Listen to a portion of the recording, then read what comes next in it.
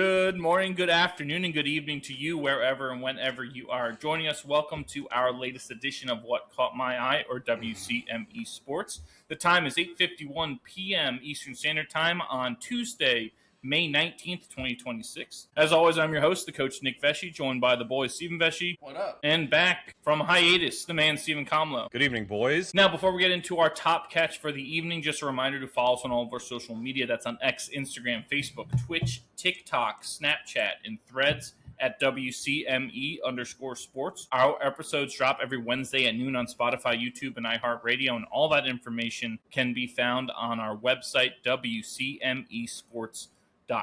Now, without further ado, we get into our top catch for the show. And this week, we went with men's golf's second major of the season, the PGA Championship. If you are new to the changing schedule in the golf world, this championship used to be played in August, I believe, and they moved it a couple years ago into May, so you could have basically a run of 5 months where you each have one of your major tournaments. So you have the Players in March, Masters April. And you don't have to compete with football. PGA in May, U.S. Open June, the Open Championship, formerly the British Open, in July. So you have that run going there. So that's why the PGA got moved into May. Well, in case you missed it, Aaron Rai became the first Englishman to win the PGA Championship in 107 years after he posted a final round 65, good for 5 under. It gave him a 3-shot victory over Jon Rahm and Alex Smalley. The last Englishman to win this event was Jim Barnes.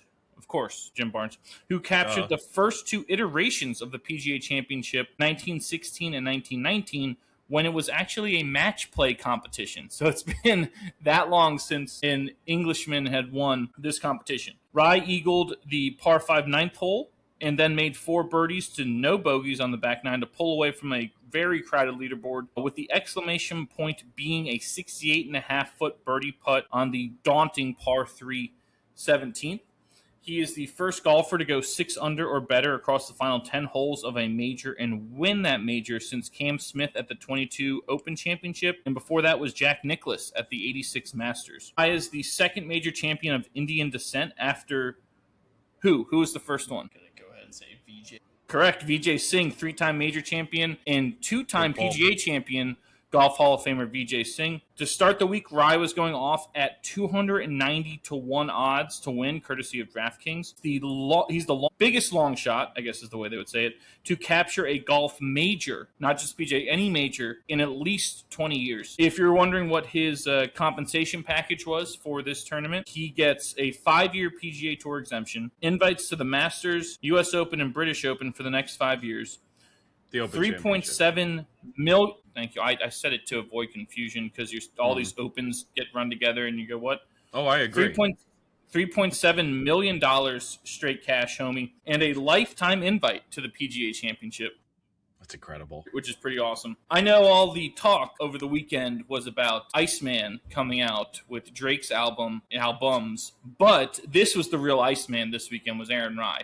All I could think about watching him was, I believe, steel resolve, or like steely demeanor, like just as composed and in control of a golf tournament as you're ever going to see, which is amazing considering it's a major, right? It's not just, the Charles Schwab Classic, nothing against the Charles Chuck. Sure. But, this is one of the 4 biggest tournaments of the year. He's in a position he's really never been in before at a major. I think his best finish was a tie for 19th at a major. Right, so he's never really had meaningful shots happen. And for someone to do that, especially, again, it wasn't like the leaderboard was a bunch of other guys in his boat. He's got Rahm and Cam Smith and McIlroy, sniffing. Justin Thomas posted the 65 as well, sitting there leader in the clubhouse at 5 under. Right, so he's got some of the biggest names in the sport hunting. And he just looked so in control, so composed. I love that. I think it was the 14th hole, was like a long par 4, and it may not be the right number, but it was on the back 9. You're thinking of 15. 14 was a par 3. Okay, the 15th hole, and he pulls out like a fairway wood on this, and I don't know if it was Trevor Immelman or someone was like, this is kind of a curious decision for him because he's not one of the longer hitters on tour. This is such a long par 4. I'm surprised he would go with such little club, but that was just, to me, the biggest example of how in control and in tune with his game he was, because he hits a perfect shot right in the middle of the fairway, crushes it with that wood, and then hits a beautiful approach from where he was, knowing exactly the distances that he was comfortable with, the clubs he was comfortable with, how he fit into the course. Just again, remarkable for when you're sitting there. He played this hole in the back down the middle. Like, here, hold on. So if you go to like the PGA Championship page, you can look at like the hole and like the shot tracer, and look at how he played this hole. 293 off the tee, straight line down the middle to a number, then a straight 225 to the front of the green, a chip and a putt. I mean, but look at that, just straight right down the middle. Yes, it's so impressive for a 527 yard par 4. Yes, and again, that to me exemplified more than the putt. Obviously, that's going to be the highlight that's shown. It's the putt that he makes on 17 to essentially ice it. It's the same as a 3-point shooter, kind of on a break and draining a 3 to go up by double digits late in the game. Just the hammer, the nail in the coffin. So that'll be what's talked about. But I thought that hole, because if you're going to say this is a guy who hasn't been there before, doesn't hit it the longest, that would be the type of hole that you would have issues with, because you're going to try to do something that's out of your comfort zone to make up for that lack of length or whatever. But no, sticks exactly with his game plan, what he does best, picks his numbers, picks his spots that he's most comfortable, the shot shape he's most comfortable with, and delivered it perfectly. He was so in control. It was, again, what was the most amazing, that he's never really been in that position in a major like that. So to see him in such control, precise, calm, nothing, at no point did I say he's going to choke. No, I'll do you one better. He got onto the par 5 ninth, and he was one over. He was one over on the front 9 going onto the 9th, and then just a cold-blooded eagle. Yes. And then he was running from there. And then it was a par on 10, birdie on 11, par on 12, birdie on 13, par, birdie to solidify the 5 under for the final round. And again, like you said, like just with the amount of people, because he wasn't the last group coming through, if I'm not mistaken, was he? No, there were, I think he had another group or two behind him, and it was all people that had a chance. I mean, because this was a very, very close leaderboard. So for him to kind of like put your nuts on the table, and to have that, like, not that holes 9 through 18, put your nuts on the table. Hell yeah, to put your nuts on the table and play holes 9 through 18 the way he did. And again, it's not just about the scores he put up, but like you said, Nick, it's about how he played them, to stick to his game and to remain calm under pressure, and to say, like, I'm going to go out and I'm going to make somebody have to, like, kick me out of the clubhouse, pretty much, right? Because there were people behind him that could have beaten him. Alex Smalley, I believe, was one of them. Alex Smalley was playing behind him, and he finished T2 at -6. And Rahm, I believe, was behind him as well. I believe so, yeah. So that was just, it was crazy impressive. And I mean, like, the story that comes out about him, like, I've seen a lot of people, like, it wasn't necessarily people from Barstool, but it was like Barstool-esque personalities, wow, a guy who wears 2 gloves took down the PGA. Oh wow, a guy that uses iron covers takes down the PGA. Like, wow, is this really going to be our champion? Whatever, shit like that. But like, the story behind Aaron Rai is incredible. The story behind the 2 gloves, how he grew up playing with 2 gloves on. He played one tournament on the PGA with 1 glove because he forgot one and shot an awful round and said it just didn't feel right. And so he's worn 2 gloves ever since. And then the iron covers, I guess his family wasn't very well off coming up and couldn't really afford super nice clubs. So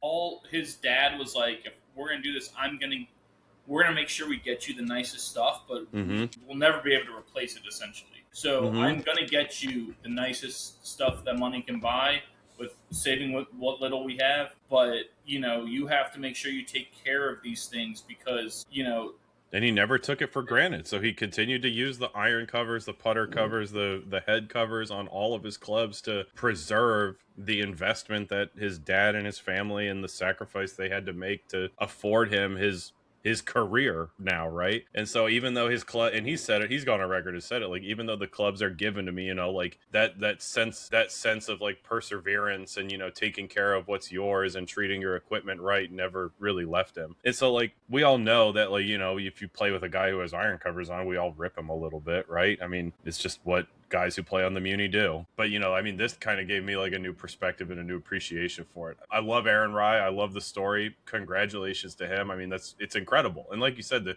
leaderboard was packed, and that's really what you want out of a major where, I don't want to be like, oh, okay, he's winning by like 30 strokes. He's up by 15 strokes. It's done, right? This is over. Okay, I'll read about it on ESPN or see it on Fox Sports tomorrow. No, Sunday I was locked in. I couldn't look away because the way the course was playing, it was anyone's tournament. Yeah, and we always you've mentioned this before, Nick, about how the PGA is the forgotten major. It's the largest field. Right, and it's you have the Masters, iconic, history.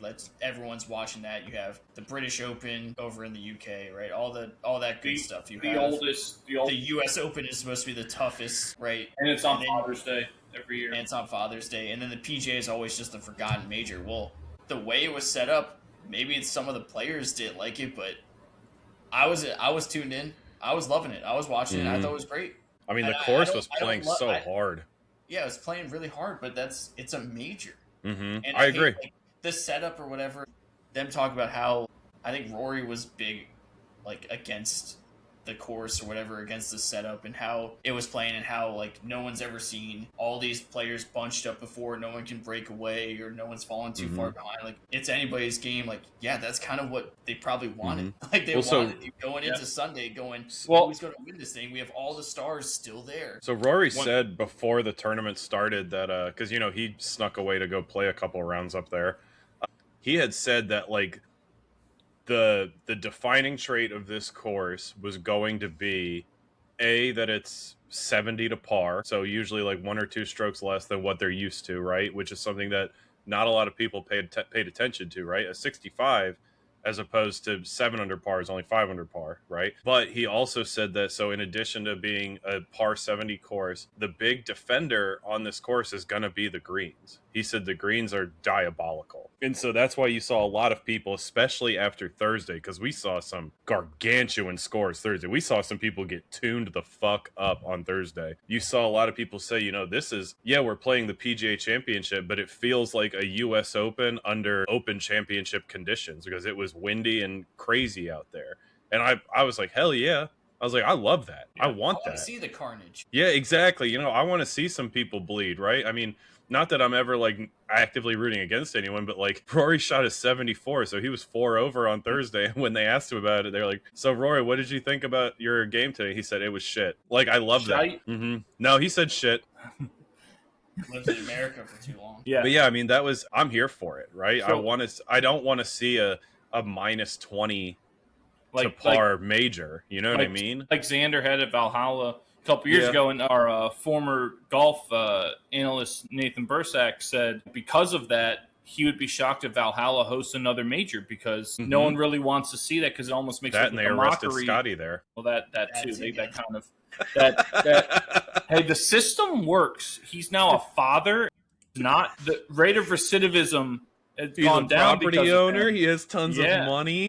But yeah, they're probably not going to go back there for that reason. Like you brought up, Boy, there's these defining things for the other three. Maybe this is a way you could have something defining is creating these different challenges. One thing I noticed, our girl Charlie Hull, she, I don't know if it was a quote recent or previous, but she talked about how Aronimink is one of her favorite courses because it reminded her of courses back home on the other across the pond.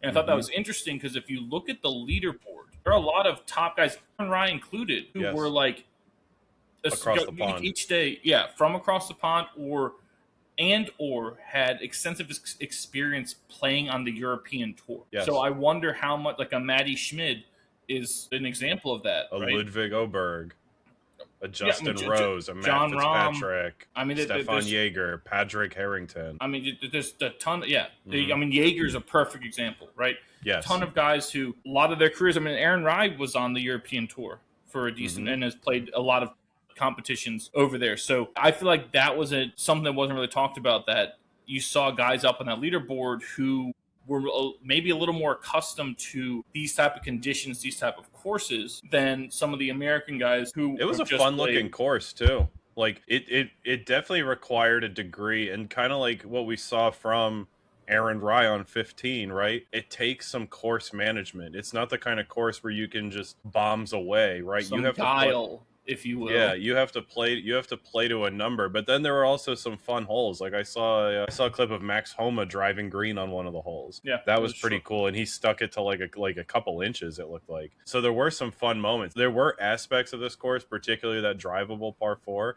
that it reminded me of Marco Simone, where they played the Ryder Cup in Europe, right? It was a fast greens with a lot of undulation, but it wasn't a particularly long course. And I don't know what the exact yardage is from Aronimink. I mean, a par 70 would lend you to believe that, okay, yeah, this isn't a particularly long course, which means you're going to have to like pay attention in your practice round and play to a number and figure out where the best misses are if you're going to miss. Yeah, I was just about to say that it reminded me of a Ryder Cup course that the Europeans would pick, which again would lend a big reason why so many Europeans were up there on the leaderboard, and so many Americans, some of our most prominent ones, struggled mightily, Yes. right? So that kind of, it makes sense, and it's a criticism we had of the American team For essentially picking the last two Ryder Cups, really getting our ass kicked, and both of those of, hey, in some of these more challenging courses that require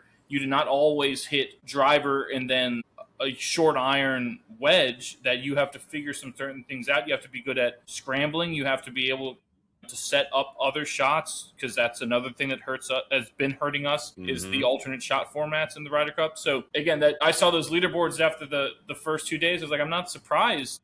Look where all these guys are from. I'm not surprised to see many of these names where they are. I'm scrolling through the leaderboard right now, and nobody shot 4 rounds under par. I think that's awesome. Yes. Right? This, like, the majors need to be like differentiated from your every other week tournament, and I think this is the PGA Championship was the tournament that was kind of lagging behind in that aspect, right? But like seeing this, I mean, it's refreshing, right? Because we talked last year very specifically about what is the identifier of the PGA Championship.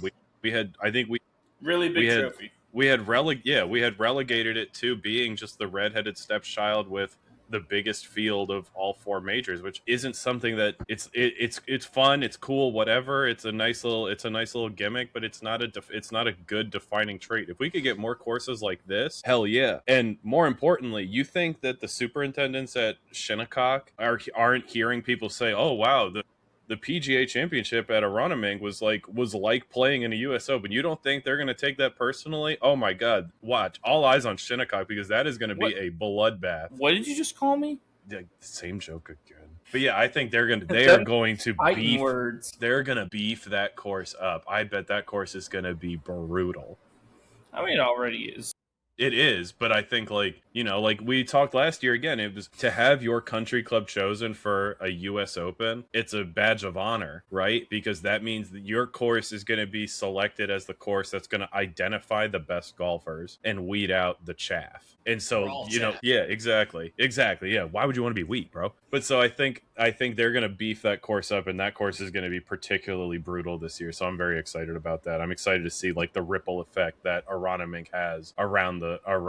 What should be noted is that Kurt Kitayama in the final round tied a major championship record for lowest final round with a 63. I believe he was like one shot from the course record. Or I thought I heard 62. Yeah, I mean, that round shot him up 54 places in the leaderboard. Yeah, I mean, that's a hell of. I mean, like I said, that's a 7 under 63. A lot of threes on this scorecard. Holy shit, there's a lot of threes on this scorecard. Yes. So good for Kurt. That you know, it was one of those things. If you tuned in early, you saw it, and like, okay, this gave me something to watch. Because oftentimes, when you're tuning in early on Major Championship Sunday, you're just there kind of just watching golf or background noise. You're getting work done. Yeah, Kitayama's final round was a thing of beauty. I believe, like, low round for the week, I don't think anyone else got to a 63. There's no way. But so good for him. Thought that was worth worth mentioning. Anything else before we move on to our strikes? Yeah, you know who else was a great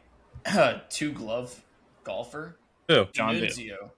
Who? Caddyshack. Oh. Yes, he was. Can we get a Nice. picture of that? Can someone bring a picture up of that? That is that's a heck of a pull there, boy, with the cigarette hanging out of his mouth. Yeah, just a horrible swing.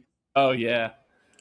Noonan. I've always thought about why does it always have to be just one glove for golf? Like, if you're comfortable wearing two, wear two. I like it. I'm glad he won and you got to share his story of it. But yeah, they're black too. Yep. Mm-hmm. Tony D'Annunzio. Well, Tessa, I think I've told you guys, Tessa, when she started out golfing, she was wearing two gloves. And then I started announcing her on the tee box as Tessie two gloves, and she stopped doing it. I mean, I'm for how popular golf is getting and how many people are like us who play baseball coming over to play some golf in their later stages now. Why not wear the two gloves? Because I didn't wear batting gloves because I wasn't Nick a never pussy. wore batting gloves. Wear a batting, wasn't a yeah, or pussy. wear batting gloves It's a while you're playing. It's a comfort thing, Mm-hmm. Nick. It's not a Why- toughness thing. Ooh, I didn't wear batting gloves. I'm so tough. Ooh, look at me. Pussy. It's not how it was.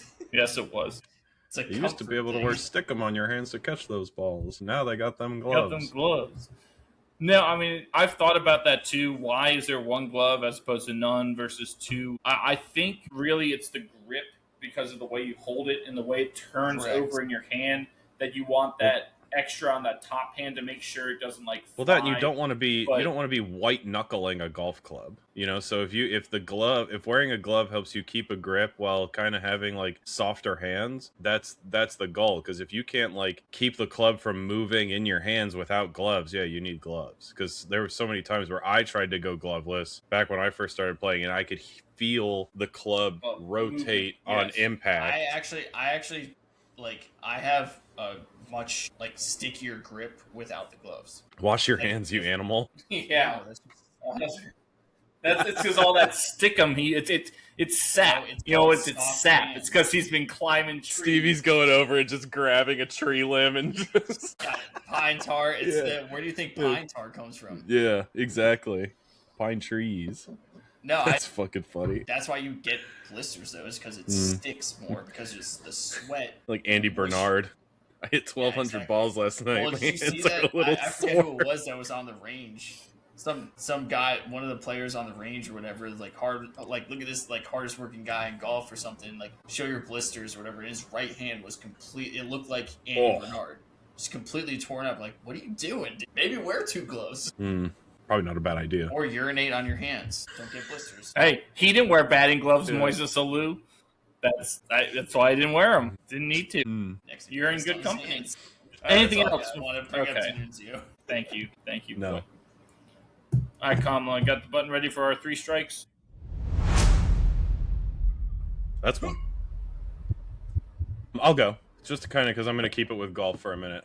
So starting with the LPGA, we had the Kroger Queen City Championship presented by P&G, and we saw a young lady take down first place for a pretty sizable purse. And this is a young lady that I have been keeping an eye on and watching her since she won the women's amateur at Augusta National, and that's Lottie Woad, another Englishwoman. Englishwoman Lottie Woad took down the Kroger Queen City Championship with a score of -12 to par, beating second place Ryu by 2 strokes. And I think what I really like about this is because she's Hey, ran you. I believe. yeah, sure. What I liked about this was it's someone who I've been watching just to kind of see where she was. She played golf at Florida State. She was a Seminole, for those of you that don't know. And I've just kind of been waiting for her to break through. And so this was a really, really cool victory to see her, again, she's pretty young. If I'm pretty sure she's 19. No, she's 22. Excuse me. She's 22 years old. So for her to nab this win under the conditions, and again, this was a pretty stackable field. This was a pretty stacked field with Nelly Korda being up there. Who else? Titicle was up there. Lydia Ko, Kupcho. I mean, the list goes on and on and on. So for her to take down this LPGA win for her first LPGA win, I thought was really, really cool.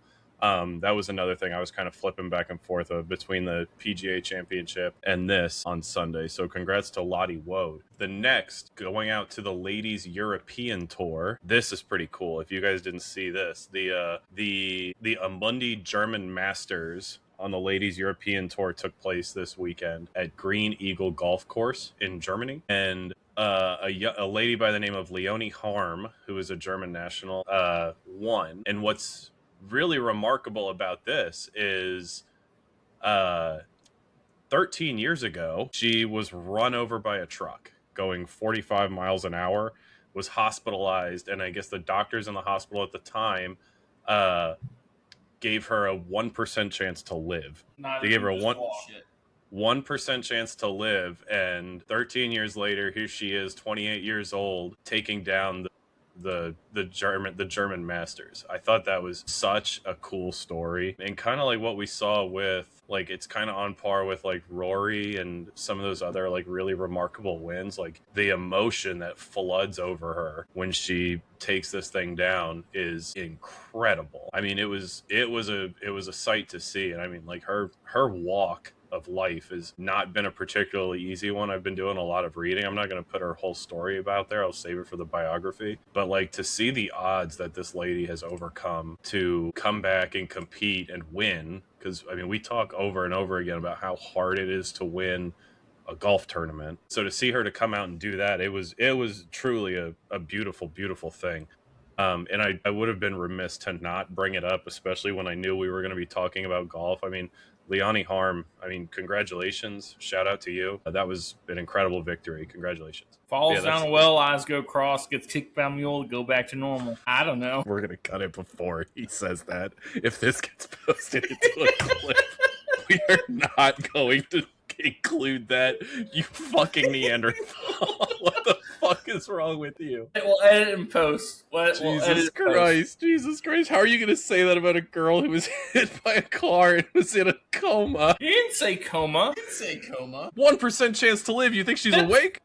Maybe. Yeah. What? Yeah, probably. Hey, Jerry, did you know you can come out of a coma? I thought it was impossible not to know that. Oh my gosh. You don't know she was in a coma. The other side of darkness? She was put in a coma despite severe brain injuries and multiple bone fractures. She returned to golf course just 7 weeks later, and then it was a long walk back to the European Tour.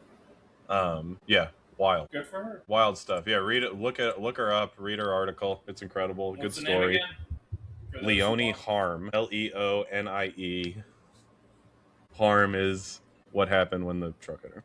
And you want to say things to me about outdated movie references. It's infectious. You're infectious, Nick. I hope you're happy. You did this to me. I'm like this because of you, asshole. I learned from Father of mine. All right, before we piss anyone else off or hurt anyone's feelings or get canceled, I'm going to go ahead and hit the button. Unless you guys have anything else you want to add. Nope.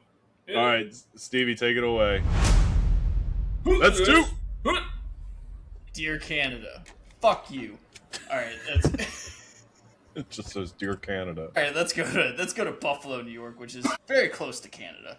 Yeah. For the Buffalo Sabres and Montreal Canadiens, Game 7, which was awesome. By the way, favorite series of the playoffs. This one, it was fantastic. I think, and I said it last week when you were gone, Kamala, that I think these two teams genuinely hate each other. Like it's not just playoff intensity; it's actual hatred and a nice little rivalry. Disdain. Yes, thank you for that. Good one, Nick. Yes, disdain. Yes, good one.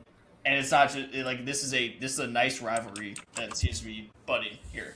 But Alex Newhook had the Game 7 overtime winner again. Yeah, first player to do it. He had it in the last series against the Lightning. Gets it again against Buffalo in another game where Montreal was getting their ass kicked and somehow found a way to win, which does say something. That was incredible. But Buffalo had... I mean, that ice was tilted so hard starting in the second period. Yeah.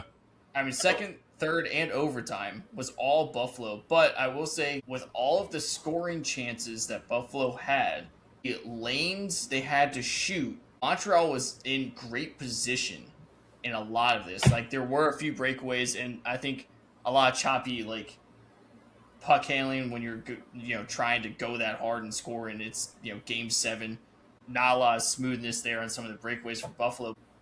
Where like Montreal's position were, I kept looking at like they're literally just playing defense.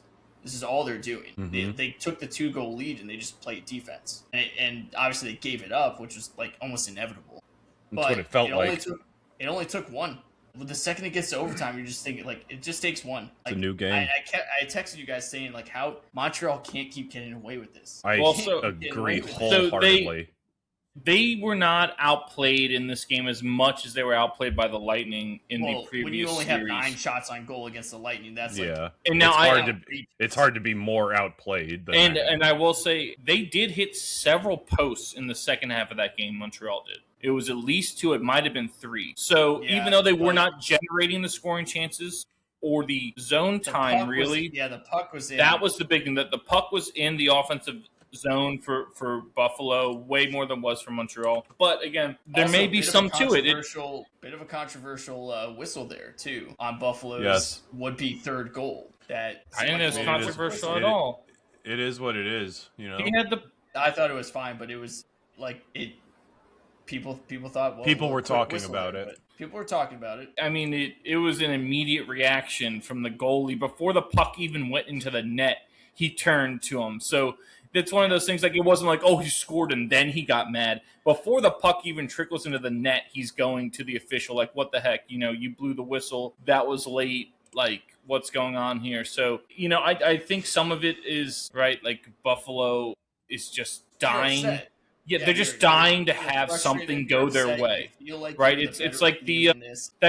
The what is it? The Brandon Cooks play in the playoffs. It's not a catch. That was correctly ruled in the playoffs. Sorry, Buffalo. I love you, Buffalo, but sorry, that was not a catch. That was not a You goal. have to- you have Those you are have correct to rulings, but it's take it again. out of the officials' hands and just play better. Right? But again, when you're Buffalo, though, it is a natural. When you're the people of Buffalo, it's a natural reaction to be like, "Why is this happening again? yeah, Everything's I get against it. us."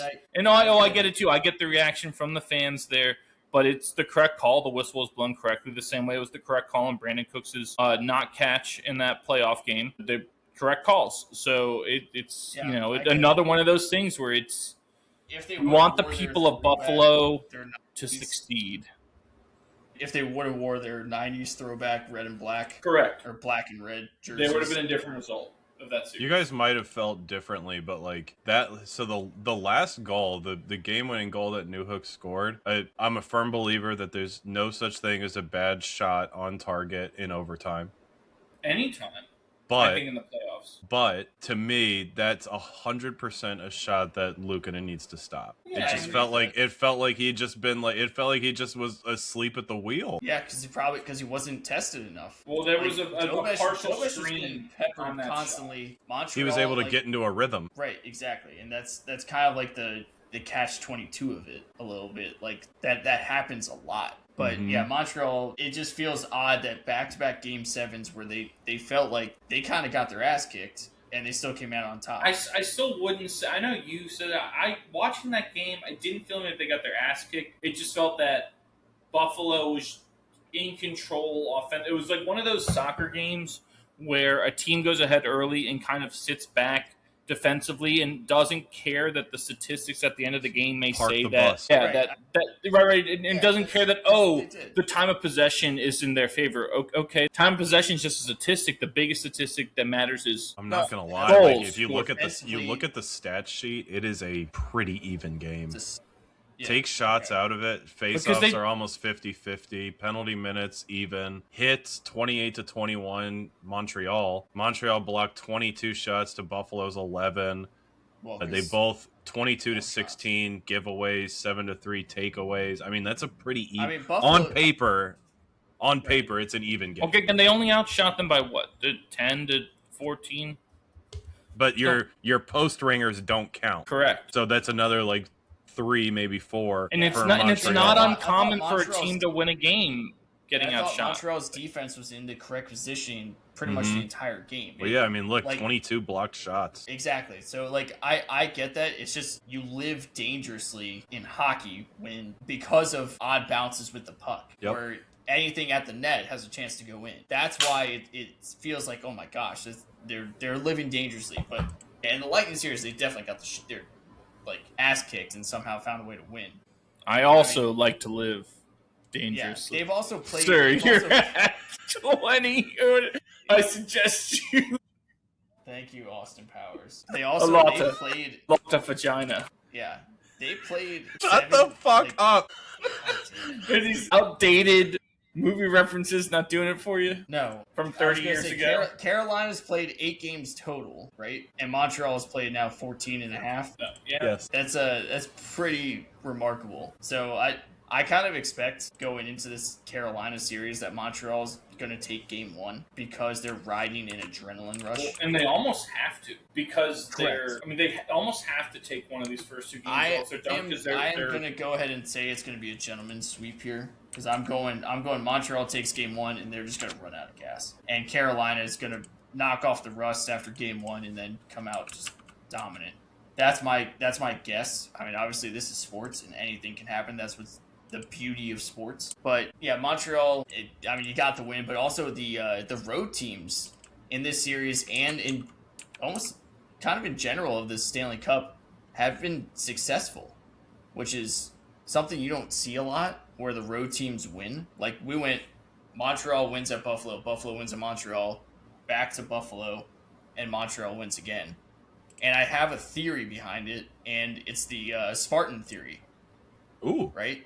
Lay it on where me. you are, the other side is too jacked up to play, and you are focused and you're dialed in because you're not feeding off the energy. You're not, right? The Spartans used to listen to tranquil music before they went out to war, and it kept them focused and it kept their heart rate steady and down, and it made them think with their heads and not be emotional. Right? And that's kind of what I feel like is happening with these road teams is that you are focused more, right? And as conscious or subconscious as that is, I think that's a real thing is that you are dialed in more. Because like if you watch, there's less distractions essentially. Again, watch their defense. They were in the correct positions all game, right? They didn't do anything stupid the entire time. Buffalo, by the way, Buffalo's like the penalties got to Buffalo. I think that was their Achilles heel in this series. Stop committing stupid penalties all the time. But I think the road teams being focused, being a little bit more like not having to feed off the energy, I think that's a real thing. I was going to say for this series, the travel is as short as you're going to get. It's still like 6 hours. Taking bus, they're flying. Yeah. I mean, so let's... There's a short flight. I understand they're, you know what I'm saying? flying, like it's not like it's a lot easier. Can we go back to Alex Newhook for a second? I got very curious and decided I wanted to see like what sort of impact he had on this team during the regular season. Talk about a guy who is increasing his value in the postseason. Holy shit. This is a guy who hasn't put up more than 34 points in a season. This season, he only played 42 games, 25 points on the season, and now look at what he's done for the city of Montreal. I mean, people are going to remember too Game 7 overtime winners. Well, the first one wasn't overtime, right? It was just Game 7, Tampa Bay, right? I don't know. I don't think that was overtime. I thought it was late in the third period, but it's like it felt like it was over, but I didn't think that was an overtime winner, was it? When he banked it off of Vasilevsky? I didn't think so. Check. That was a hell of a goal, though. That one, watching that, I was like, because that was one of those you watch live and you go, you just knock that in, and then you slow mo it, and you see, dude bats the puck out of the air from behind the net, knowing exactly what he's doing. He's aiming for his backside to bank it in off the goalie. Sweet ass goal. It was a regulation win. You were right, but still, I mean. That's it. I mean, who's improving their stock more than Alex Newhook right now? I believe they said he's the second. I believe it may need to be double checked, but second player ever to have 2 Game 7 game-winning goals in a single playoffs, and the other one was 2011 with Nathan Horton in Boston, as I believe what Sean McDonough said. You're probably right. I thought, and then maybe I heard he's the first person to do it for Montreal because I heard he was the first person to do it. And I went nuts. The only other person in Boston. I don't know. That would have to be again. That's what I thought I heard or read that Nathan Horton in 2011 Boston. Still, had he's a game kid winners who in Game came 7. into he's a kid. He came into the league in 2019, and Colorado drafted him.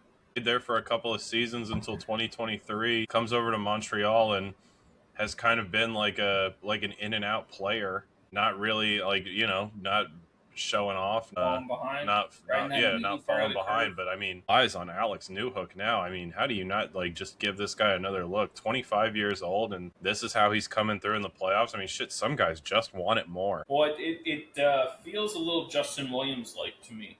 Yeah, that's a good comparison. Very good Justin Williams, comparison. great career, right? If this were baseball, Justin Williams would be a prime candidate for the Hall of Pretty Good, Yes. right? But I mean, doesn't he have the most game-winning goals in the playoffs, or most playoff goals ever? Some crazy statistic is Justin. Big Shot Bob. No, Big Shot Bob's another comparison. Robert Horry, it's so maybe that's Alex Newhook. David Freese there's a baseball one for you. David That's Freese. a good one. I like that. The 3-time Stanley Cup champion Justin Williams has scored 7 goals in Game 7s of Stanley Cup playoffs to match an NHL record.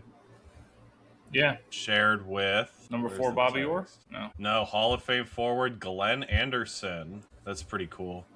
yeah.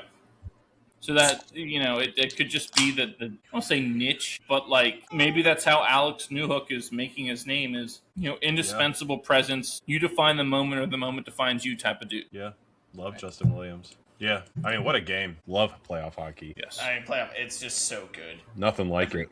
Every part of it is just so good. Even if you get a series sweep, I don't care. It's just always intense. Yeah, it's a good watch. It's a good way to kill a night. Yes. Anything else before we move on to our third strike? No, sir. Matt, you want to bring them up?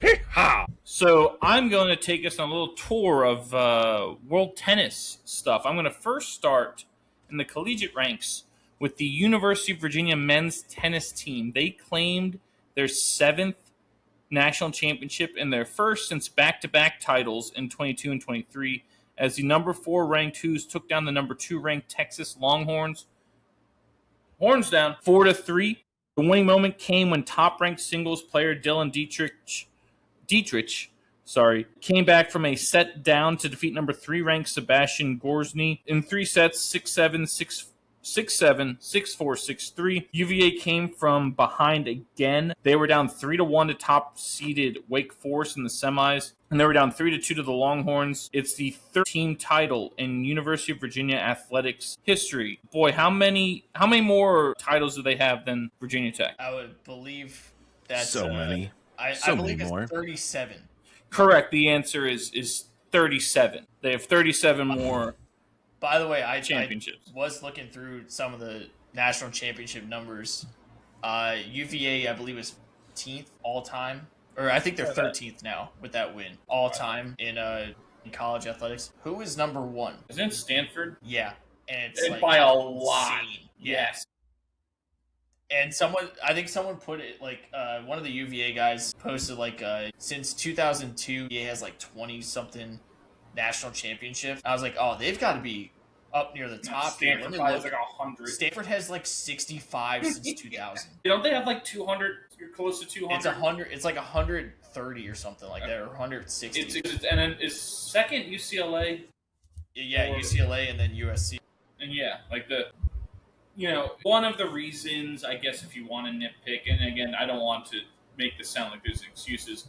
A lot of those titles are in sports where there's not a lot of how WVU's got those rifle championships, right? Yeah, we got Kind of like that, but that's still that doesn't discount you making sure that you are better than everyone else you're competing against, right? So that doesn't discount that at all. Yes, I did know Stanford turned away, and I knew UCLA was next. Texas, I believe, is up there. Yes, Texas is up there. Is there up there? UNC is right above UVA, I think. UNC probably has 40 or 50, somewhere in that range. Yes, UNC is always up there. They have a ton Because they have 20 something in field hockey. They are field hockey. and women's lacrosse. They're starting to dominate that too. Mhm. And obviously, we know the basketball ones for them. It is interesting when you get to look at that and you see, just how many universities have put that investment in total athletics and just the. So, and what it Texas. means, and how many universities have found people to lead and like been able to.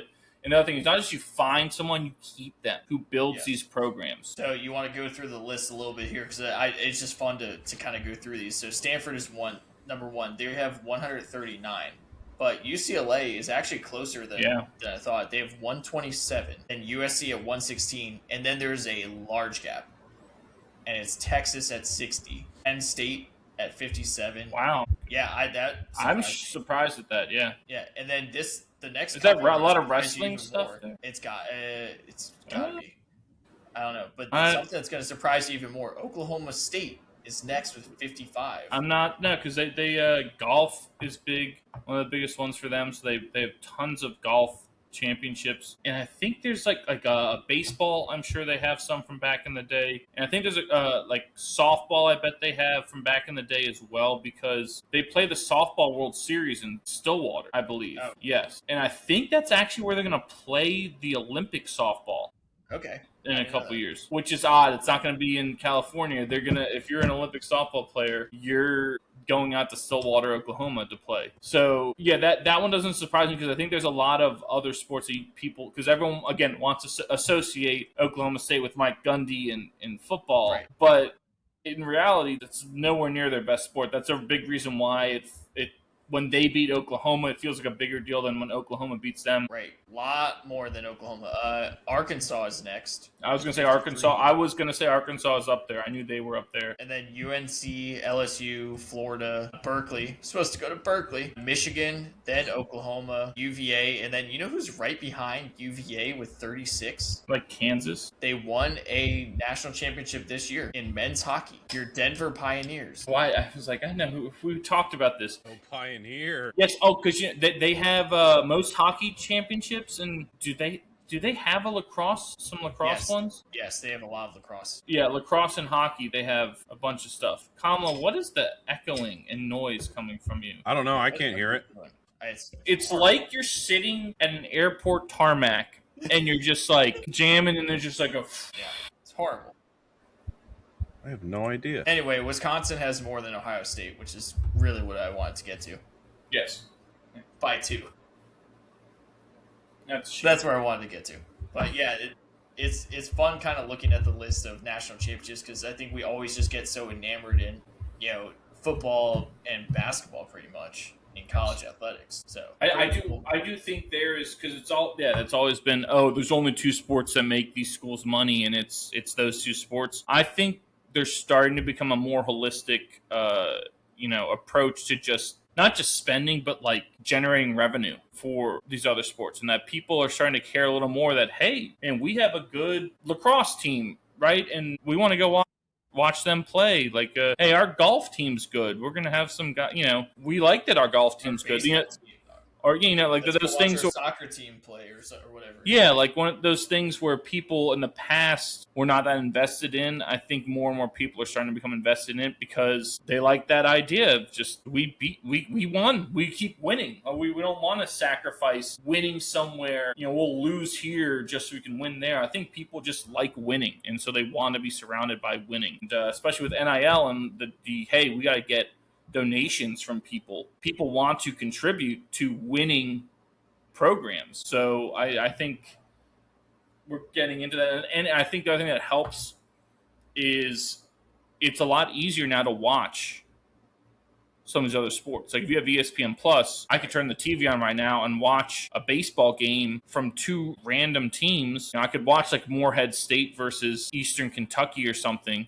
Can reach me from some random Egyptian desert. Yes. But I can't reach my guys. Name So, that movie. Those Transformers. Come on. Get out of here. That was Transformers 2. Give me the cube, boy. One man alone, betrayed by the country he loves. Underrated actor, by the way, John Turturro. He's in a lot of stuff. Very underrated. Yes. Hey, before we move on to our favorites, our favorite Mets hater. I still have another thing for Sorry, tennis, my by fault. the way. It sounded But like you you know, were I- tapering off. Go. I know we No, do can't. your tennis. Do your tennis. It was Stick with that was a tangential. I couldn't track it. rant. I was trying to fix my mic. I apologize. Go on. Genital? Yes, thank you. So my other tennis thing went to the professional ranks, and it was the Italian Open in Rome, which we said before is the last big clay court event before the French Open, and it's one of the Masters 1000 level events, so it's one of the 9 biggest events outside of the Grand Slams. Jannik Sinner won on the men's side. He became the first Italian man to win this event since Adriano Panatta. I don't know. Panatta, that sounds better. 50 years ago with a straight sets victory 6-4, 6-4 over Casper Ruud, who is one of the better clay court players, even though he's world ranked in the 20s. Yeah, he's Norwegian, but one of the best clay court guys. So very good for Sinner there. Sinner became the second man ever after Novak Djokovic to win all 9 Masters 1000 events. And Joker accomplished that feat at age 31. Sinner is 24. Sinner's on a 29-match win streak, including 17 in a row on clay, which he carries over into Roland Garros, which will start next week. The French Open happens to be the only major that Sinner hasn't captured yet to complete the career Grand Slam. So if he wins the French Open this year, he will have won all 4 majors and all 9 of the other top events possible before turning 25.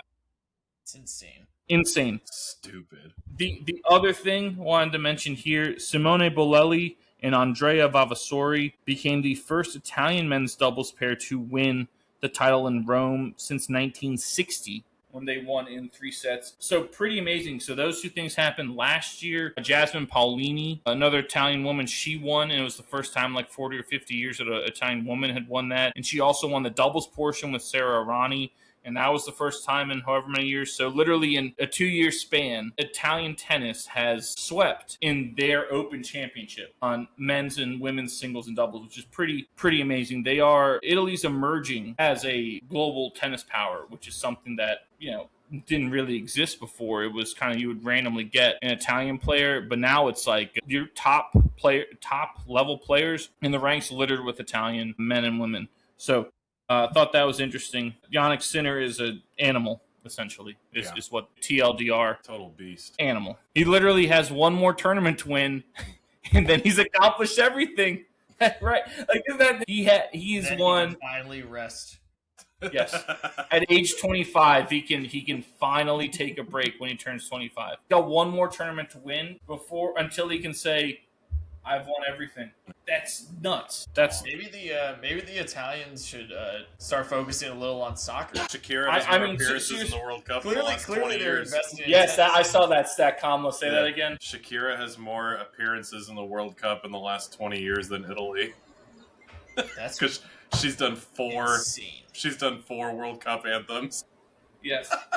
No, I mean, is that like since the Italians won? Yes. When did they win? Yes. 2006. When does the infamous Zidane header? But yes, since then they the next World Cup they didn't make it out of the group stage, and then they've missed the last 3 or something like that. Yeah. It just something unfathomable. Mm-hmm. It almost feels unfathomable. Excuse me. What am I saying? That almost feels like a blue blood in basketball, like missing the tournament. Yes. Yeah, that's Like, exactly what it is. Kansas, that's like Kansas winning the national championship and then just like missing the tournament the next 3 years. Yeah, pretty much. That's what it feels Yeah, I mean, Sinner has become the most popular athlete in the country. Mm-hmm. Wild. And I mean, he's deserving of it from his he's very deserving of it, obviously, from his accomplishments. But again, it's wild in a country that, like you said, is considered one of the Totis, your Buffons, your Materazzis. Is the next Chiellini, Pirlo, Vinny Pasquantino? Yeah, I know. In all seriousness, I did read a thing. Sam Aldegheri, a pitcher. Yep. He's actually from Italy, right? Like only Italian on that team. Yeah. He's in the Angels organization. He is on like the Forbes Italian list of like top 100 people this year. It's not like he's just 100. He's like somewhere up there for what he's done, right? And again, that should tell you something. The fact that God, all these other sports are succeeding, Up there coming out of this country, but their major one is struggling. Yes. And heck, even at the Olympics, you saw so many Italian athletes do so well at the Winter Olympics this year. But then again, the soccer team, the entire generation and a half hasn't seen them play a single match in the World Cup, Nope. Just flubbing in the qualifiers. which is asinine. Jeez. Even we do better. Well, we automatically qualified for this one this time. Didn't we? We missed the last one, didn't we? Or was it 2 ago that we failed to qualify? I thought it was the last one. It might have been the last one, yeah. So we were just as embarrassing as Italy on that one. And we got lucky we didn't have to qualify for this one because we were hosting it. So Yeah, but don't say that yet, boy. We have massively underachieved in the last decade soccer's not our sport. but we have We the got- we talent.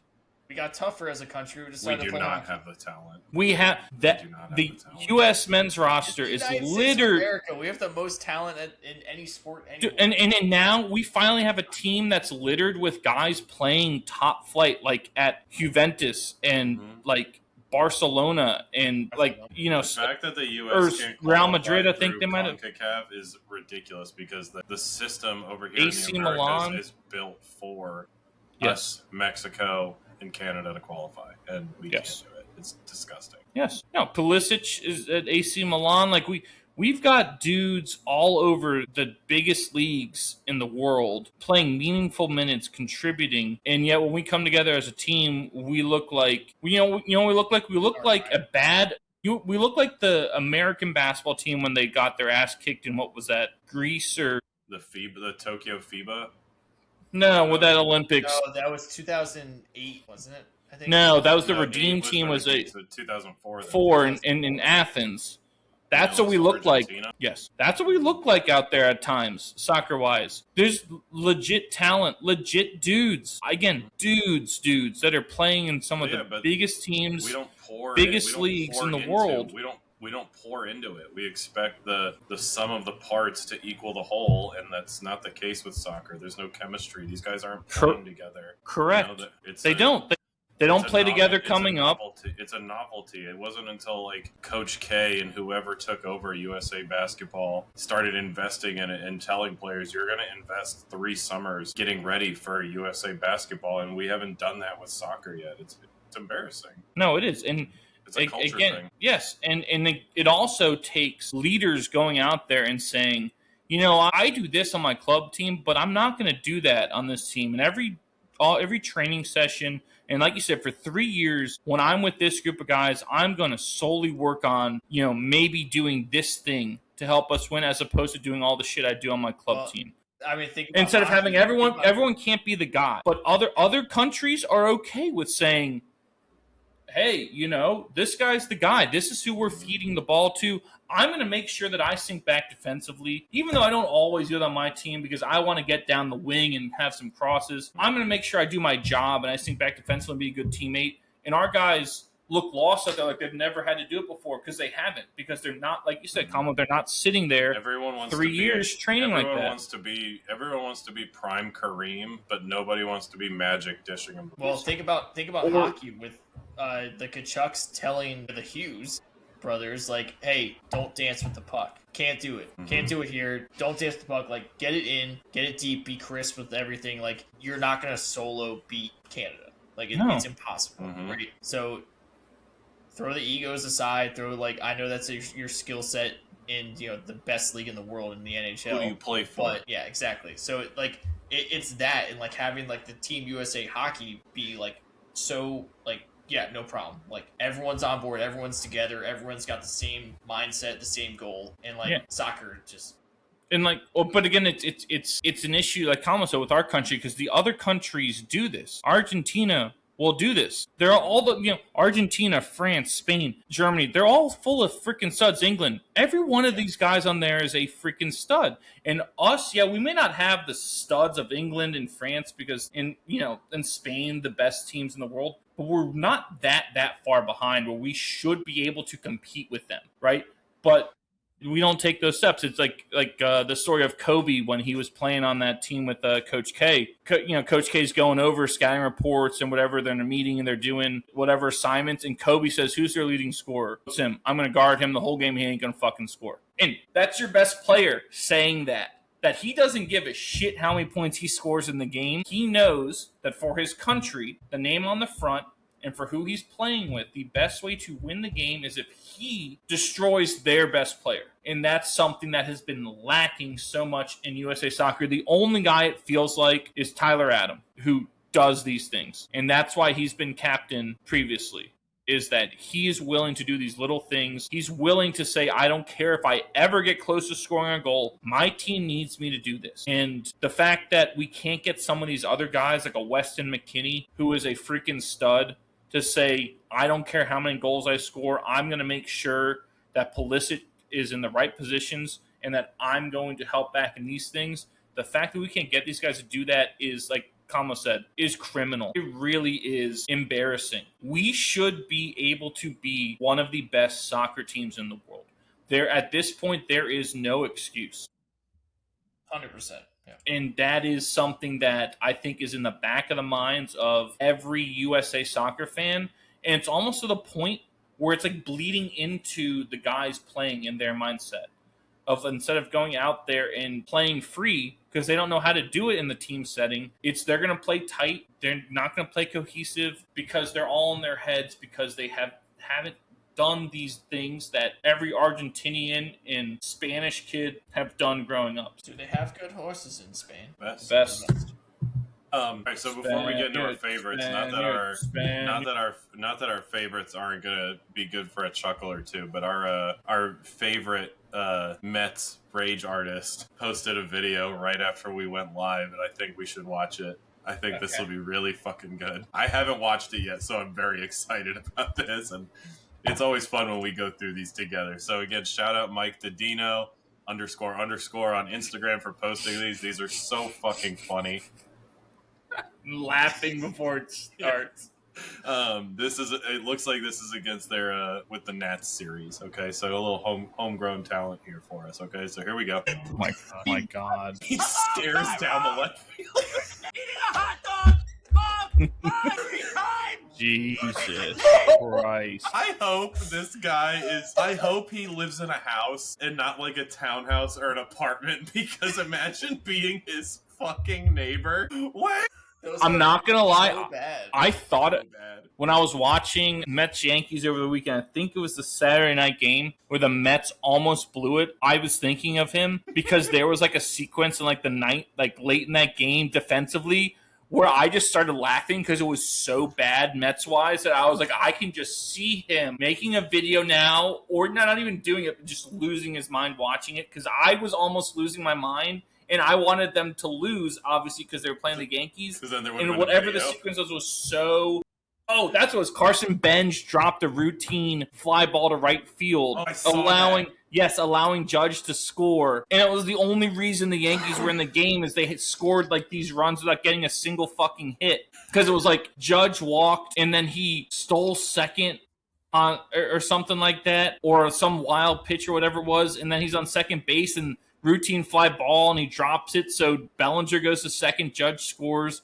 Then there was something other mistake that allowed Bellinger to like score, and I was like, oh my god, he's gonna have an aneurysm, because I'm almost having one, because this is awful. They should be winning this game like 5-0, but yet they're about to lose. What the fuck was going on there, dude? Yeah, great video. Shout out Mike Didino again.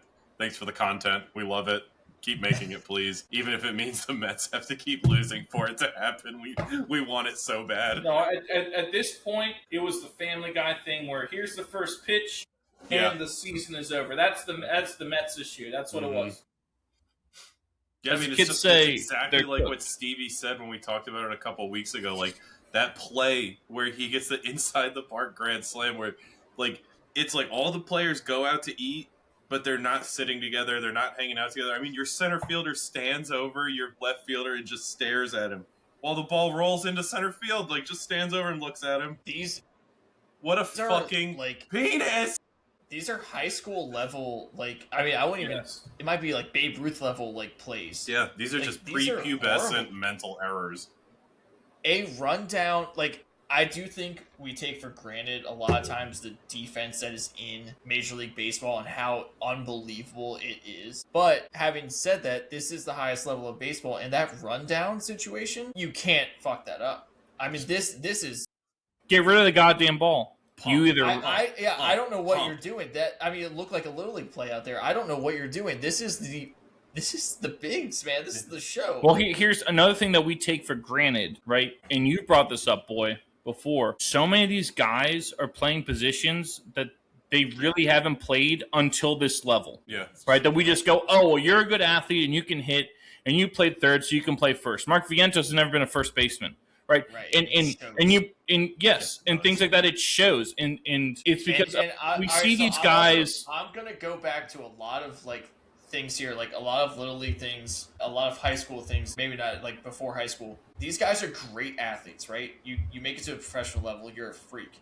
And they're getting more and more athletic. The defense should, in theory, get better, but because you're positionless, a lot of times, like we're saying, they're not getting better. And I think my theory behind it is, I guarantee you, these kids have been the shortstop their entire life.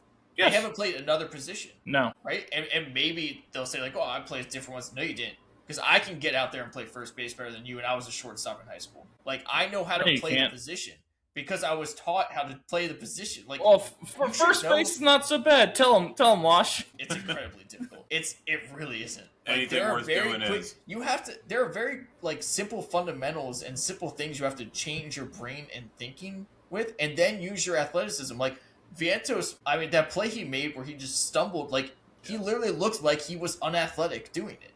And it's like, what is going on here? Like, but it goes it's because you're growing up not learning the other positions, and not learning what every single position has to do in every single pitch, in every single scenario. Yes, it's that. I agree with you there. But it's also, again, taking for granted some of these positions, like saying anyone can play first base, which is not true.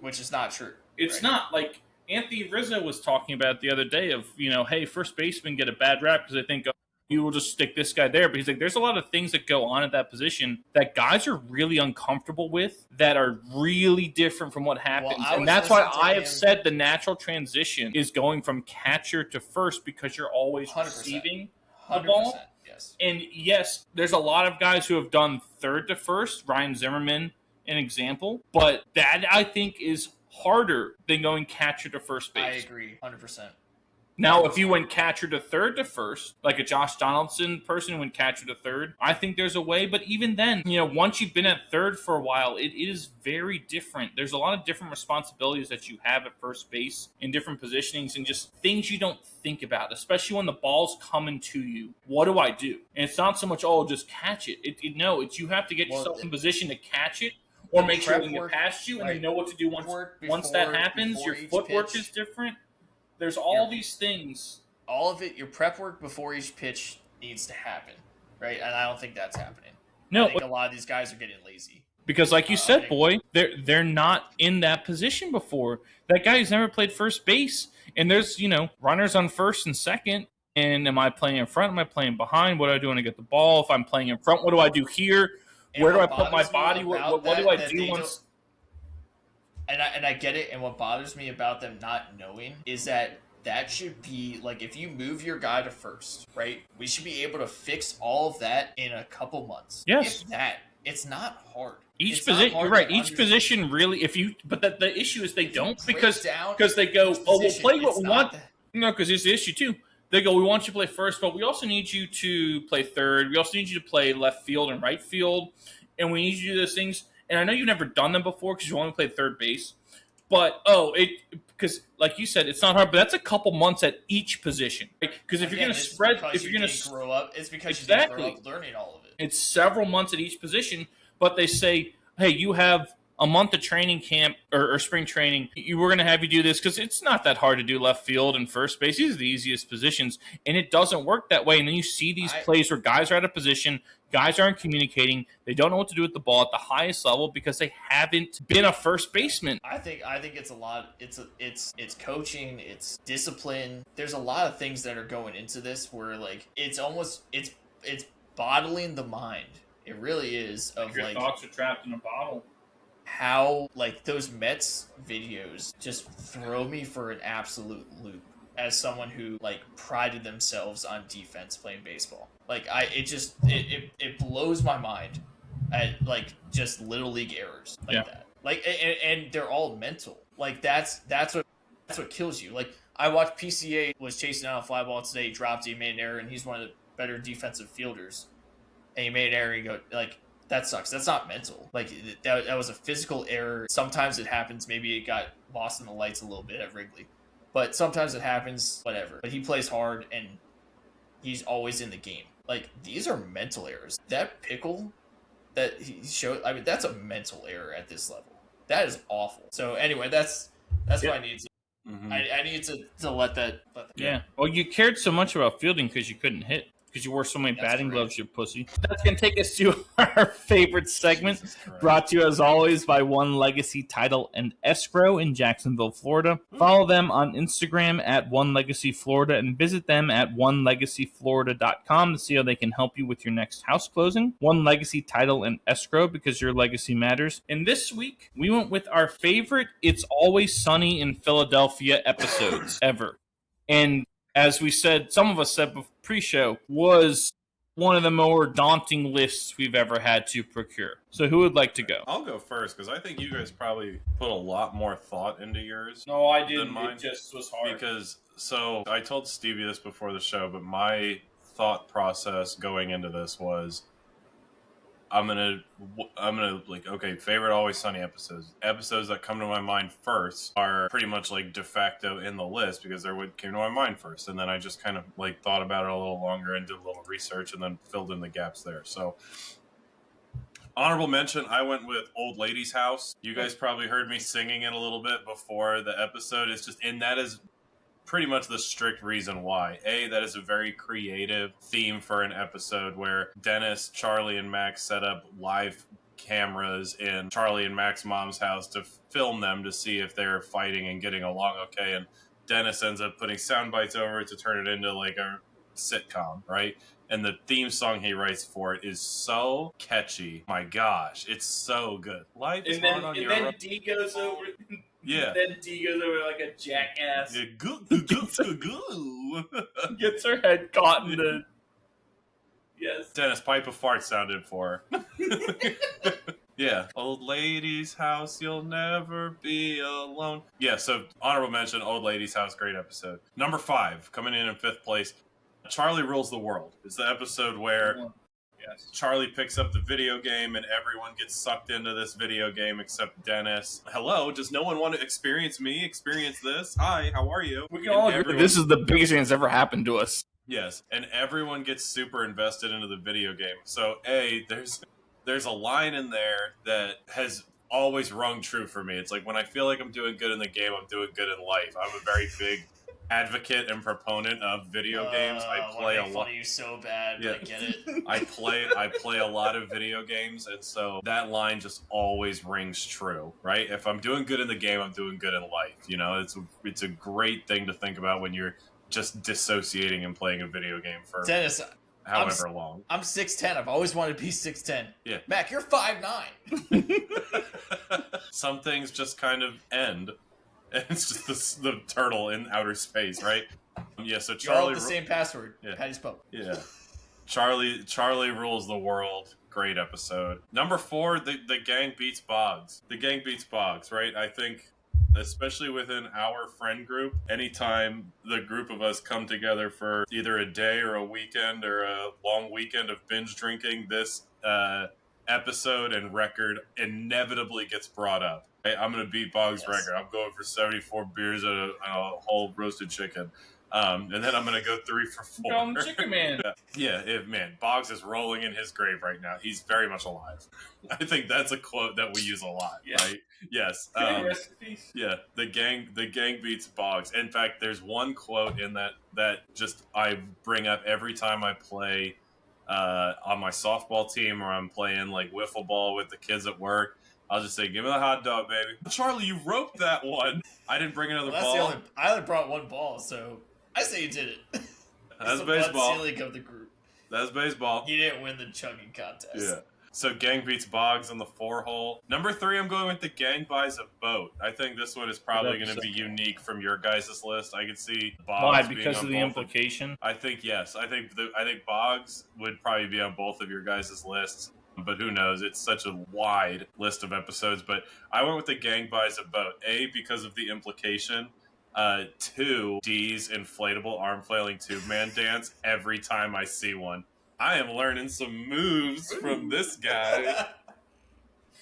So fucking funny. Oh my gosh, it's so funny. And it's all from Dick Towel money. Yes. Yeah, we can't wait to get you girls out on the ocean where you can make rash decisions based on fear. I watched that episode a couple weeks ago, and that line was like stuck in my head Yes. for an entire week. Right, Dennis? Or, hey, no, you guys hang out. Pretty soon we're going to have a couple of tasty treats. You know whose brother that is? Whose brother is that? That's Patrick Swayze's brother. Is it really?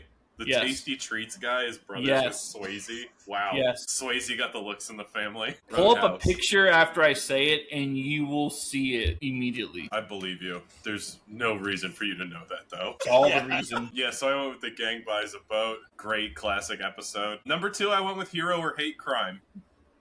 Great I went with Hero episode. or Hate Crime. Great episode. Great episode. My gosh, there's just I can't really quote it because all the quotable stuff is not friendly.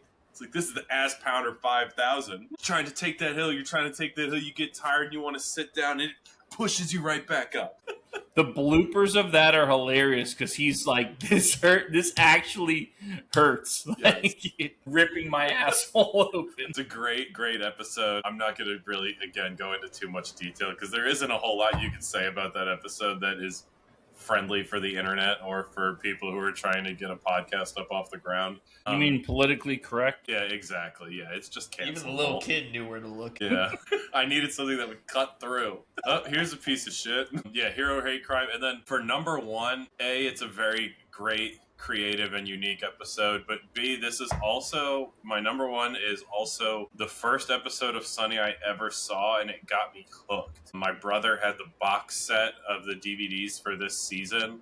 And I just happened to come into the room when he was watching this episode, and I'd never watched the show before, so I sat down and watched it, and I was hooked.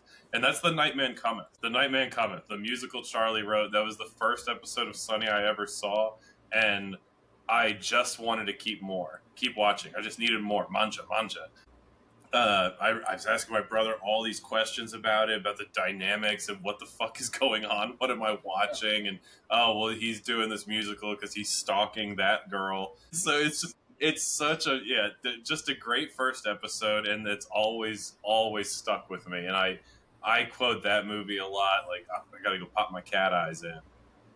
Going for gasps. Yeah. This is also, I also quote one line from this a lot is, this is the perfect time to showcase some skills. Karate across the stage. Getting a lot of laughs. That's good. Yeah. Laughs are cheap, That bro. leg, boy. Yeah. No, Antonio. Yeah. Nightman Cometh. I think it'll always be my favorite episode. But, like, honestly, you could just, if I walk into a room and this show is on, I'm going to sit down and watch an episode or two. That's just how it is. That's my list. I will hang up and listen. I like it, boy. Yeah, I actually didn't have The Nightman Cometh on my list. Criminal. Son of a bitch. Well, when I get through these You son of a bitch. episodes, you'll understand why. There were a lot that I had to leave off. That, again, this was a Yes. very tough list to make. I was telling Kamala, I wrote down like all the episodes that I rewatched the most. Then I starred like probably 12 of them, and then I had to go from that and break it down even more. And then write the numbers, and I was like, God, this is tough. But I have 2 honorable mentions here. And the first one is the gang gets trapped when they're in the house and they're doing the Vase! Indiana Jones things. It Yes. belongs in a museum. Yes, that's a very good episode. The And it's Fat Vaz! Mac. I'm a Swedish plumber. Yes. I'm fixing that's a good That's accent. a good That's a good accent. If you wanted chips, you should have got some at the chip store. The chips Hamburger kill me shop. every time. I don't know how they got through that scene. They were on a Ask for blooper. chips. You were there, Dennis. You were Chips. there. I Chips. asked him. I asked him if he wanted chips. You heard me, Dennis. There's so many bloopers of them not being able to get through that. Like, there's 2 lines. I think that's an underrated episode. See, you I go gangling back to coordinated a lot. bitch. Especially I'm not getting hogtied over your lack of grace. That's when that was when Mac was packing. It was like cultivating mass, right? Yes, he was going Yes, to Fat Mac. huge. Yeah, yes. I love that episode. The next one, The Gang Beats Boggs. I'm guessing this is probably going to be on all of our lists. Mm-hmm. I have it as an honorable mention. It's not like It's not going to be one of my top Yeah. 5, but it's such a classic that when that came out, I think we watched it like 5 times in a row. It was so good. Every part of that. She's the desert frat trash. I boy, should've the frat boy clocked with that. the beers. Yeah, the frat boy with the beers that they give sleeping. Jesus, Frank, how many sleeping pills did you give that kid? I don't know. 2, All this is 3, going on the 12. Boggs account. 12. Say I can't be a doctor. Can't be a pilot. I'm gonna chuck 40 beers right in front of your face. I'm gonna do it right now. And the lugging the beers back and forth. That part always kills me. Like, how many beers are we allowed to order? No one's ever asked that. Great, so there's no limit then. You use that line a lot. Yes. Every time we go out to eat somewhere. Yes. I do love that line. 6 more beers. I would have started with 2 apiece. This and is then all we'll in the go from there. Pittis Sure, account. everyone will be lugging beers. This is all It's in the for bit. Pittis account. Well, not anymore after last night's loss. He didn't get that windfall he was looking for Yeah. from the Buffalo-Montreal game. All right, moving on. It is And to honor Bogsy's memory. All right, the gang tries desperately to win an award. Yes. Holy shit, Great you're one. late, D. You're Great late. one. I think I told you that whole episode, obviously the whole show, for the most part, there's a satirical, dimensions to basically everything. But that whole show was like an allegory for how they've never won an award. Mm-hmm. And Yes. every joke is based off of that and like other things too about not winning awards. Like, We haven't paid you the respect you deserve, Yes, but now we're $10. prepared to pay in full. I need a lunch dick bag. It's 3 o'clock. I've already eaten. He's too good This for guy just shrimp. wants second lunch. He's too good for shrimp. he's spitting. He's spitting. The edge. I need a little edge in my bartender. I use that one all the time. I need a little edge. This is Philadelphia. The edge. It's too nice. What is that? Wish I would have drank. Nice. When everyone else did. Yep. I always go back to that episode. The next one, Frank's back in business. Nice. This is the Brian Lefebvre episode. He'll adapt. He'll adapt to reading? Did I just do your job for you? That line was in my head for 2 weeks. I didn't even watch the episode, but that line was in my head for whatever Got the reason. crust off this shit sandwich. Yeah, Yeah, Get but the Frank, what do we warthog. make? Money? like, what's the product? I don't understand. Make money. That and the let's see how far I can take this. Yeah. Well, Brian Lefebvre is Lefebvre. is into banging tiny Asian boys, so I'm out. It's, Not no it's like, commitment, vinegar. Yeah, you lack commitment, Vinegar. You're out of here. Well, no beer for you. You're on the job. You're Yeah, working. you're driving too, stupid. Great episode. The next one, Frank gets an intervention. This is the wine in the can. Yes. Gale the snail. hmm I'm gonna get real weird Flush with that it. turn down the toilet. Who died? Your Uncle Max. You're just mashing it, snail. That kick, yes. Kick in, no. That door is is solid. Your window, however. Oh my god. Yeah, that's a good one. That's a really good one. The clip of like Mac and Frank walking down the street Yes. and him just like having a beer or whatever, and then He's Mac so Frank wasted. walks to him and he goes, "Whoa, whoa. Where'd you come from?" It's like, I've been walking behind you for 20 minutes. 5 miles. He goes the last. We're talking about the last 5 miles. That clip of Vito going, Yeah, I don't know how you get through that scene either. every single time. All right, the next one, number 2, Mac and Dennis break up. Yeah. Cat the wall, huh? Now you're speaking my language. There's whenever I'm like working with someone and it's like a 2-person project or something at work, I always refer to us as a gruesome twosome instead of a dynamic duo because of that episode. I've heard about this. The clerk, the movie clerk guy, a couple times now. What's that about? You didn't text me. You Dan. haven't seen Transporter 1? Jason Statham's body is nowhere near the lineup that's in Predator. Why'd you both have to come over here if you were going to get one bowl? Oh, because I was going to hold it and I was going to say something. You look like a bird. I swallowed some apple seeds earlier. Smoked some cigarettes. Smoke some cigarettes. Smoke will suffocate. It'll suffocate the toxins. You had 6 rum and coke. You had, okay, I was nervous about the big-breasted lady. I was also expecting her to pay for them. I think I can get you out of this jam. Great one. They're just throwing cats into the wall. Put in there. And then my number 1 is the World Series defense. Yeah. That's I have to call him the it's like- frenetic. yeah. As a sports fan, as a baseball fan, that is like one of the best episodes of like sitcom history for me. I absolutely love that one. Scale the Facade, the Chase Utley letter, all of that is just so perfect. Shit, there's stickers. Let the record reflect. What kind of hotel can go a week without getting fresh towels and linens? Is that guy beating on the Phonetic? Yeah, is that a hate crime? Nah, it's not a hate crime. I want to hammer his ass anyway. Billy fans are You brutal. big leaguing me right now? You really big leaguing me right now? Big look at me. That is such a good one. Let's talk about steroids. Steroids. Record reflect. He was slowing down, Your Honor. That's bullshit. Like 5 more. If you read it out of context, there's no right context.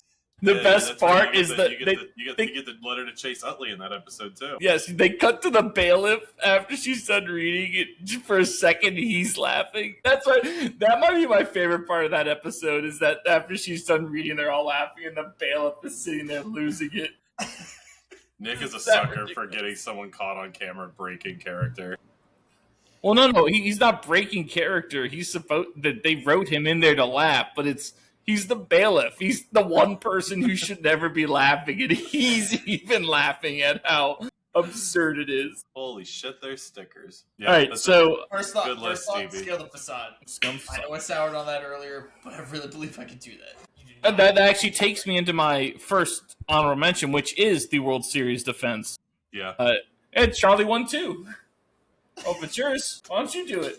If I do another one, I might die. I don't know, man. You've been drinking Riot Punch, you'll bounce right off. I'm not going to any sporting event without Riot Punch. Now you're going to Chase Utley, and that's it.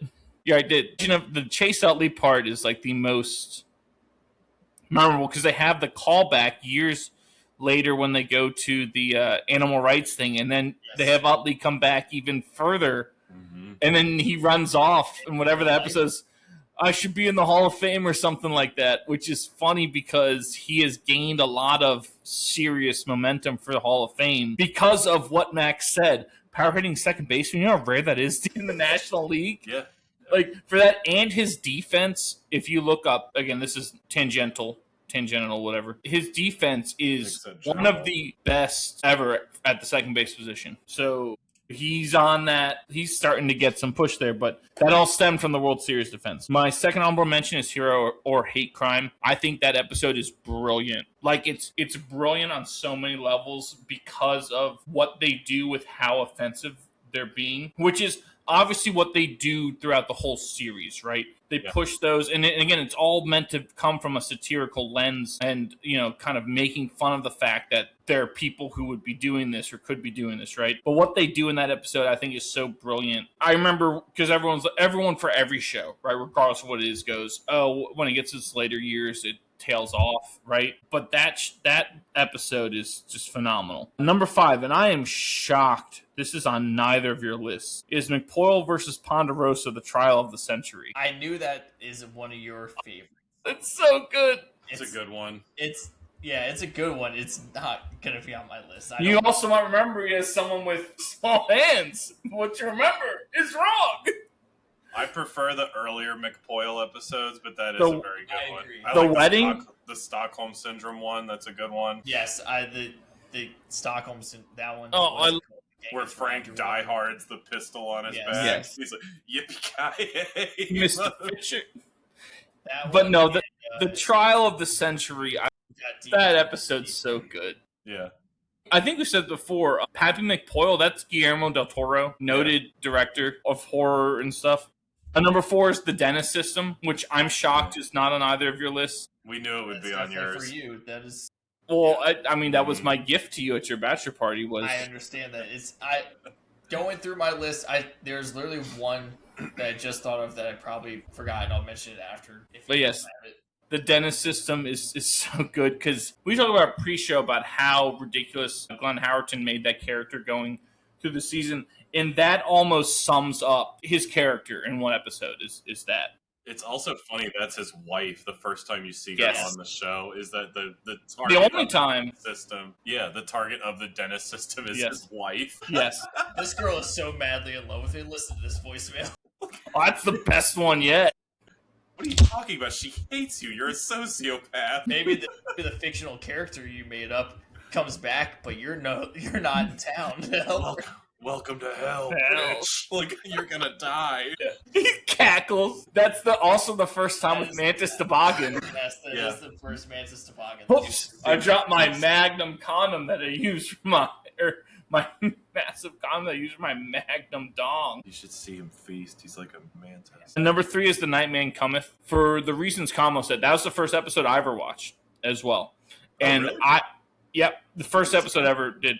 And I was like, I need to watch more of this. I have to see more, like whatever it is. And I know, again, like you, Kamo, no context of what, like, didn't know what I was watching. It was just on and turned it on and was like enthralled essentially of like, this is unlike anything else I've ever seen. I need to see more of what's going to happen. And that was it. From there, just, kept going. Brings me to my second one, which is Charlie McDennis, the first one. I mean, I created a whole usable version of this. It was my final project in college for grad school, believe it or not. And I still have it somewhere. I think it's on our parents' house now. But Charlie McDennis, what the game of games. What a great episode that was. And then number 1 for me is The Gang Beats Boggs. I mean, we all had it. Mm-hmm. I love that so much. I love the fact that Boggs himself shows up in there. And that the interview that with Jimmy Fallon where Charlie reveals that Boggs pulled him aside and said the actual number was like, 117, 100? Yes. Something like that. All about it. The Boss Hog thing. What do you say, boss? Boss Hog. You push the limits of aerial eroticism. Be the first member of the Air Sex Society. No, Frank, people doing this since planes have been invented. You sell condoms? No. Oh, I'll have to figure something else out. Yeah, she was desert trash. I should have clocked that. Then the multiple gecko tattoos. Yeah. Do you mind switching seats so I can sit with my boyfriend? Yeah, I'm getting off here, guys. He just gets off the connecting flight. I'll take my chances in this barren wasteland. What a great episode that is. But yes, that's my number 1 is The Gang Beats Boggs. The Chicken Man. There is one. So as we're going through this, there's one episode. The family fight one. No, I thought you were gonna have that. I thought you would have that one. Just had to cut that one. No, it's Who Got D Pregnant. I should have had that on my list because I go back to that well a lot. Yeah, that's Viggo Morgenstein. Yeah, that is a good episode. Mac had to go wipe the blood off that poor girl's blood off his knuckles. I watched that recently. I think I laughed out loud from that line. That's an oversight on my part. I needed to have that one on my list, and I'm you will call her Viggo Mortensen. Yes, but he's the actual He just gets more progressively like a bird in everyone's story to the point where my he's brown just an stage. actual bird. Brown out, yes. That's a good one to include because that's something that we've used. I was using that term before I realized it came from that. I didn't know it came from that either. Yeah.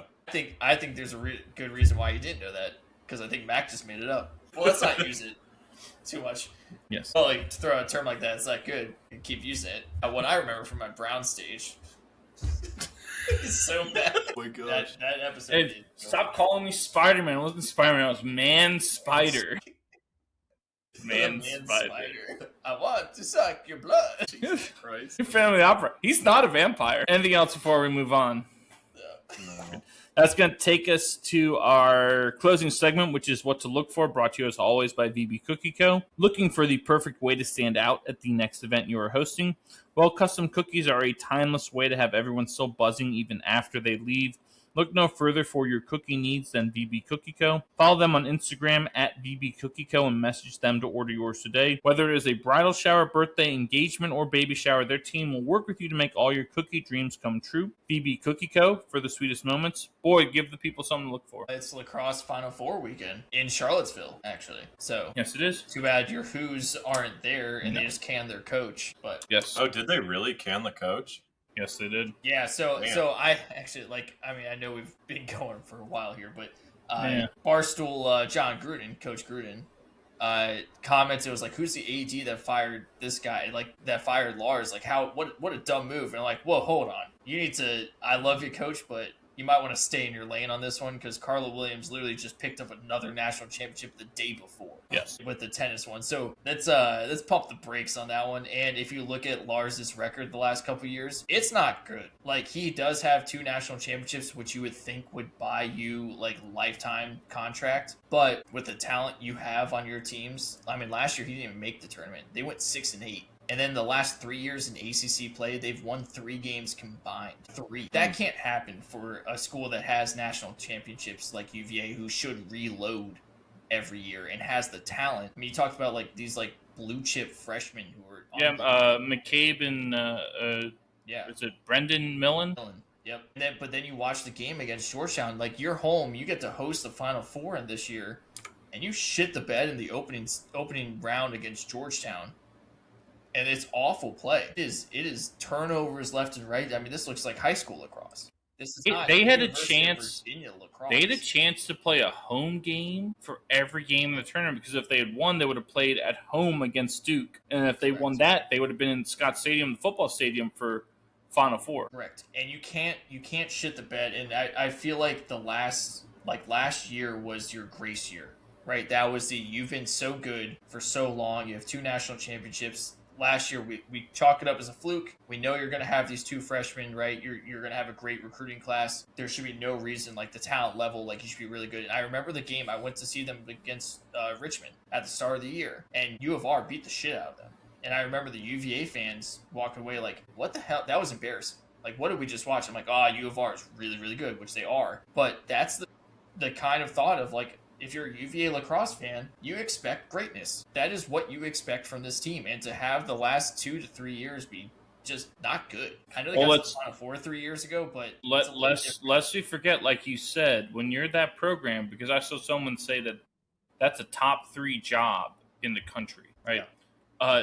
They just got at least $1 million donation in that program. I think they got several, like at least another one. They got a lot of money, probably more than almost any other men's lacrosse program in the country. You know, like you said, boy, that carries with it some weight. And like, if the donors are not happy, factors into a decision. But also, like you said, Carla Williams is arguably the best athletic director in the entire country at this time. So I'm no. Like, when she fired the women's basketball coach, there was some like, wait, she just took the school of the Sweet 16 and this, but like you said, I'm not questioning a single thing she does until they start to not work out, because her decisions are like always working out. And she's still winning national championships. So yes.